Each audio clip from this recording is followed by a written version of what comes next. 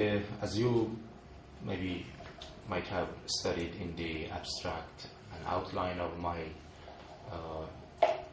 lecture, Islamic philosophers in this regards are not exceptions. So they, like any other philosophers, they meditate, they reflected, and then they found some things, and then they made the terminology of their own to convey the message, to convey their own experiences. And then, as I said, Muslim philosophers, in establishing the Islamic philosophy, are not somehow, we can say, insofar as the main ideas and the skeleton is concerns, are not innovative and origin. They are not original because they received the heritage of the Greek philosophy, but they developed it and they somehow revolutionized it. And so from this time, it means from the phase of Islamic philosophy, we are going to explain some terms. But before I continue, I ask you if you have some questions. Do not hesitate. Please ask me, no problem. You can interrupt. You are free. For those who are familiar with Islamic philosophy, it is clear that some discussions of philosophy are related to the concept of philosophy, a concept of being. It is clear, as I said, that philosophy is a science that discusses the properties of being. So the subject matter is being or existence. But they are not involved in the properties of being. Some conceptual explanations are needed as introduction to the philosophy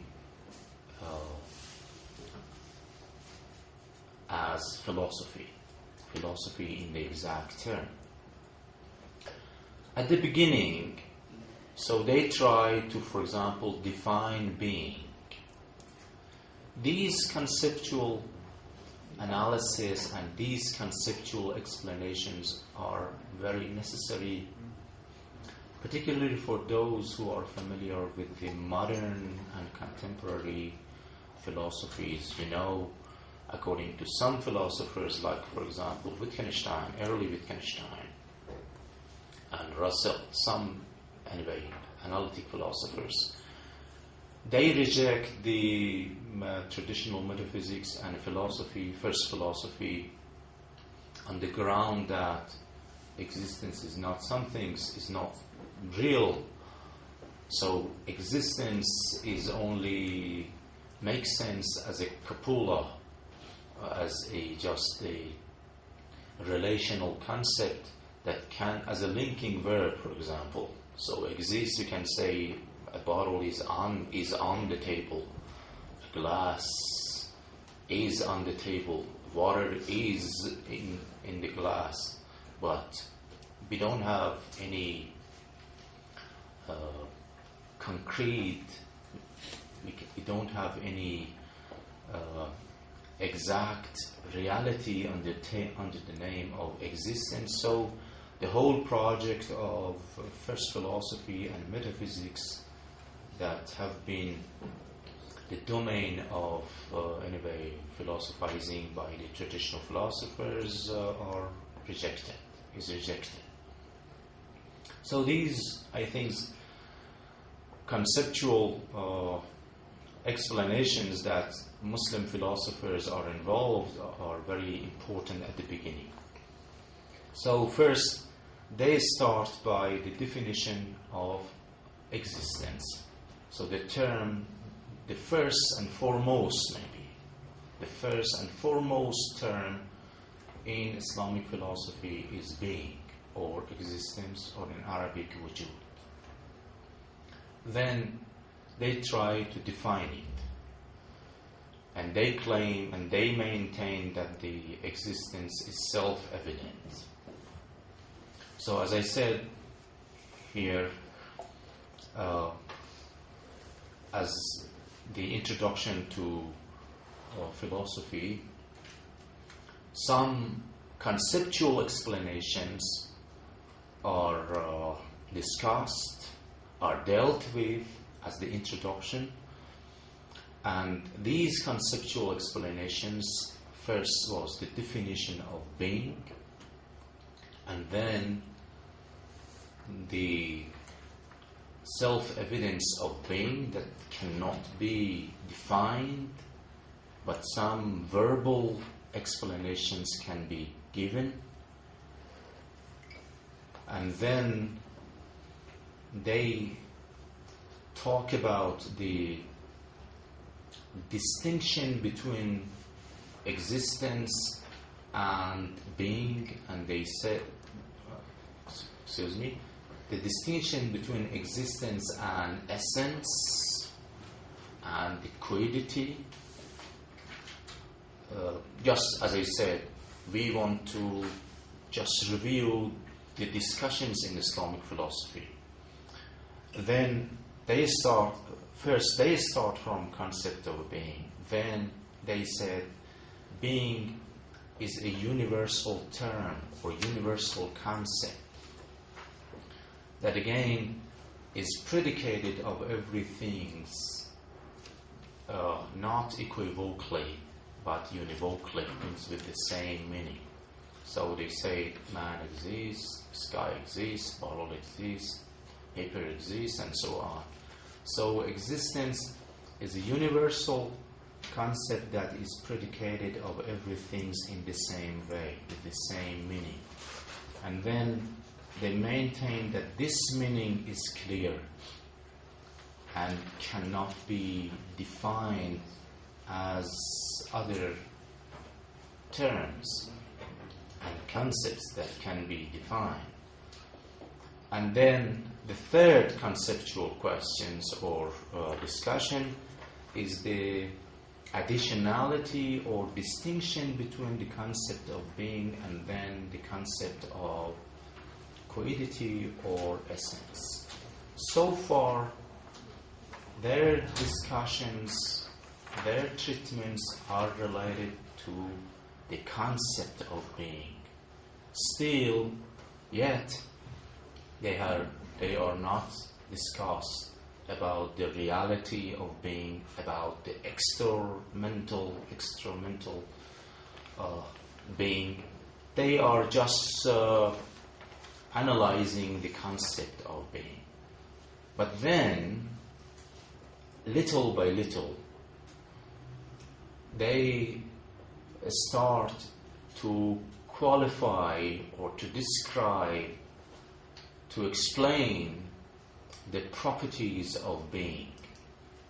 And here they are approaching, of course, the objective of philosophy and the aim of philosophy that was defined as science of being, qua being. In this way, they try to explain the properties of being. But before I continue, one question I think is very important, and that is maybe the main difference between the traditional Islamic philosophy and what is going on in the Western domain of thought as philosophy. And that question is, of epistemology and philosophy as ontology, which one goes first? Which one should be dealt with first? You know that, for example, in the Western philosophy, some philosophers like Kant says if the traditional philosophers still, they repeat the same questions and the same ideas, and still they argue over the same problems, that's because they are not solved, or they did not pay much and due attention to the mind and the capacity of minds and so on. It means, so for him, epistemology goes first. First we should know the mind, and then if mind is the mirror of reality, if mind is mirror or anyway instrument for understanding reality, we cannot understand reality unless we understand first, we have understood first the instruments, this apparatus, this mirror, this mind. So for him it's clear that epistemology goes first. Priority should be given first to epistemology. But what is being dealt with, what is being discussed by traditional Islamic philosophers, ontology and philosophy as ontology goes first. So, as I explained, they say philosophy is a science of being. Then, as the preparatory and introductory discussions, they explain some conceptual analysis and conceptual definitions or explanations, like the self-evidence, the simplicity of being, or the univocality, univocations of being, and then the distinction between concept of being and quiddity. And then they say we need a cornerstone, we need a dependable, irrefutable, very solid ground on which we can starting point. So what is this starting point? They say the idea of reality, the belief that reality is not the construction of my mind, it's not my idea. So somehow maybe this idea was reflected in the explanation of Dr. Ahmadi. If I'm looking at the bottle, if I'm looking at you, if I'm directly experiencing the presence, being presence in this place, these experiences of reality are considered as the indication, as the proof of being reality, of these things being reality. So reality, we can say, is assumed by Islamic philosophers as the cornerstone, as the starting point. They say in Arabic, لا شك في أن هناك واقعية. There is no doubt that something is there, something, regardless of the name we are going to give it, regardless of the properties or titles or any other labels that we attach to it. Something is there besides me, in addition to me, myself, I myself. So this is the starting point. And they said, if somebody is in doubt of it, nobody can discuss and nobody can prove and can demonstrate. So this is beyond any doubt. But of course, one of the divisions of the knowledge which you see in the paper is the division of the knowledge into representational, al-ilm al-husuli, discursive or representational knowledge, and knowledge by presence, or al-ilm al-huzuri, presential knowledge. I think knowledge by presence, or al-ilm al-huzuri, plays a very, very crucial, very, very drastic and fundamental role in Islamic philosophy. Though they said realism is assumed to be true, though they said that realism's the status that everything's, not everything, that something is real, is beyond question, still they have some explanations. It means they said by knowledge, by presence, we can claim, we can maintain that this idea, means idea of realism, is not baseless, is not groundless. This idea